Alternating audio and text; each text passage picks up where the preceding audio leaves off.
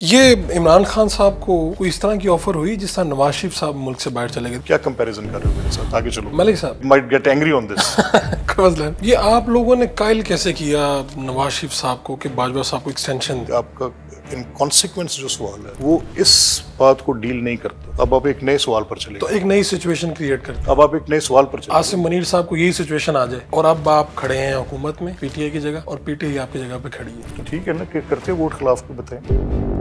मुझे आप मौका दें। Let me speak to general Faiz also. तो ये समझे मैंने एक शिकायत की था। फैज साहब की शिकायत की। The only thing general Bajwa did was that he assured neutrality. इस वक्त जो माहौल चल रहा है इमरान खान को पॉलिटिकली इंगेज नहीं कर पा रहे। एक शख्स अफरा तफरी से बाज ही नहीं आता। कोर कमांडर्स के घर को जला, मसाजिद को जला, हर तीसरे महीने मुल्क के अंदर एक इंतशार बपा करने की हद कर देते। फिर ये जो सारी बातें हैं फिर ये गलत है कि शहबाज साहब की मुलाकातें आप करवाते थे या आपकी गाड़ी में जाते थे? Absolutely incorrect. मैं अब आपकी जो राय से तासुर कायम कर रहा हूँ वो तो ये है कि इमरान खान का रास्ता आपने बंद कर दिया।